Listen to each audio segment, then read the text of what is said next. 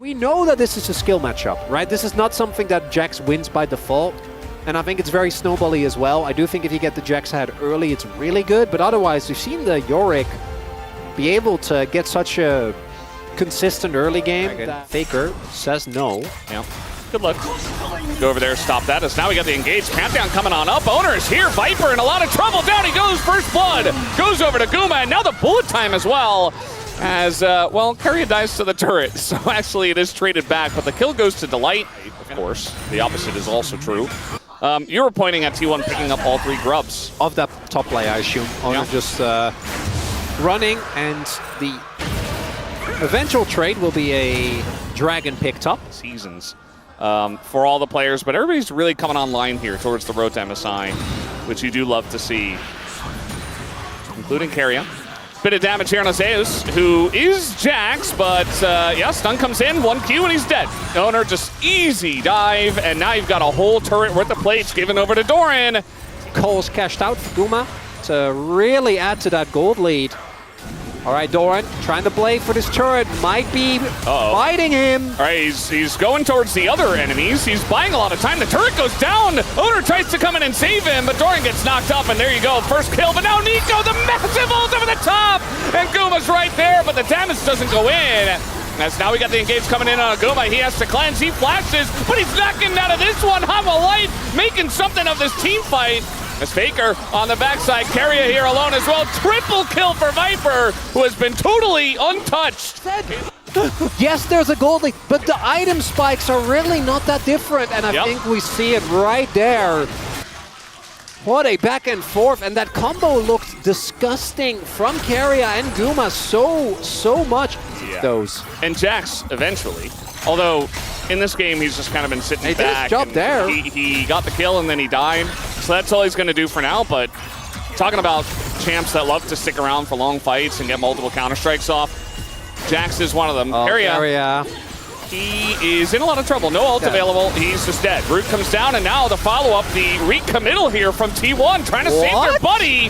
And now Hanwha Life are going to get another flash away from this one. Guma is probably dead here. He doesn't have flash as the bullet time. It doesn't hit, but it doesn't matter. Zeka just takes the 1v1 Hanwha. Now wiping the floor with them. They're going to take down a Rift Herald. It's a fork right there. Either Guma walks into it or walks away from the turret. Either way, Zeka gets the kill. Losing Keria there, it's fine.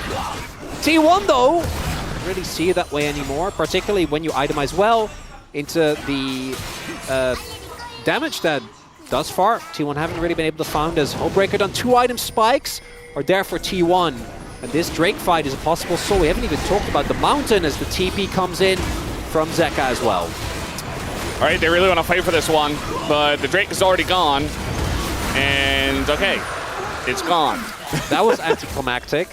We're like building up to this, and then T1 just, They get mid turret, which is nice, but soul point.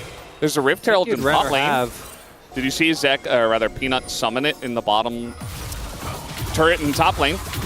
That's all Zeus, by the way. He drew attention. Yeah. He drove attention. So still get it because hit level 16. I think we're not having a lot of action now. We wanted to show something, but that's really the situation. Flash. I think he just doesn't do it now. There's just way too much rotation over here. 4 people kind of angling down there, so. It worked very hard for it to get. Like, Hanwha can't just walk up to this dragon and set up shop. But here we are. They're walking up to the dragon and setting up shop because the gold is even, Chronicler. A good point made. And I just... Oh, did they just get it? I don't know. I mean, they're starting it, but they're apprehensive about it. Owner is here. Flanking Yorick. We've seen this work for other teams. Not sure about in this scenario as the Maiden is bye-bye. It's another 50 gold over to Zeus. Zeka doesn't have an ultimate yet. I think he's going to be looking for Kerias if he can find it. Doran's just pushing. Or Fakers. Wants to go for the engage. Is Faker just going to go golden, and now Delight maybe in a bit of an issue as everybody gets knocked up by the Nico, but the counter Nico comes in. They get onto that back line as Keria the first to go down. Guma's already out of the fight.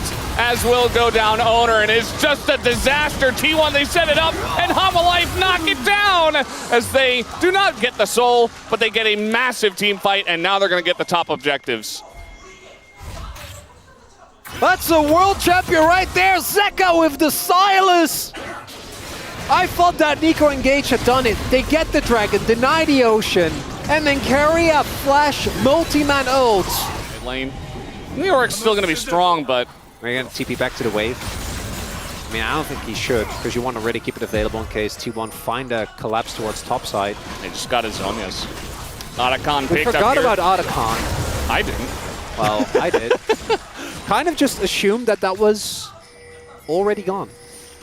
It's just they used this Baron to take Otacon, and now they still have a minute 30 left. Actually, is part of the problem. Yeah, and then Owner tried his best in the early game, 100% kill participation, but at this point, you are Pantheon. All right, they're going to try for something here, but Carrier doesn't find the angle, and Fate's Call comes through. It's kind of a broken engage from T1, and there's still 30 seconds of Baron. So they have this wave, they take down the turret anyway, and that's some tools taken away from the T1 side. Zeus not yet in a position where he can threaten a kill. He awake Peanut again. I feel like he was gone for a decent amount of time. Is playing. He was on vacation.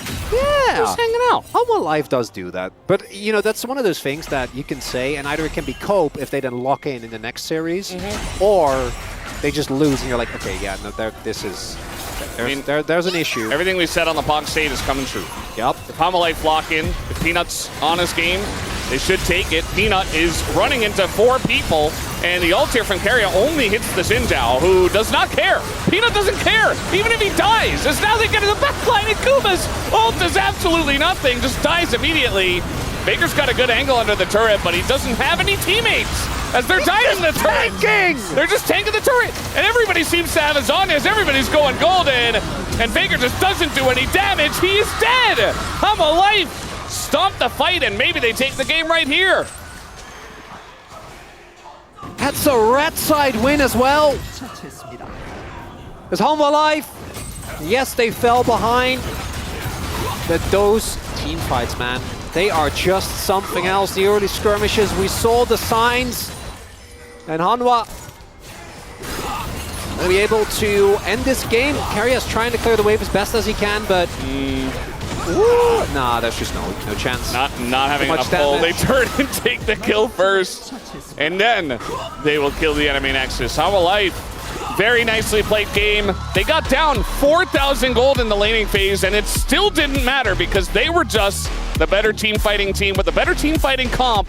These were some of the best highlights from today's matchup. Which moment was your favorite? Let me know in the comment section below. This is OP, and I'll see you tomorrow. Take care.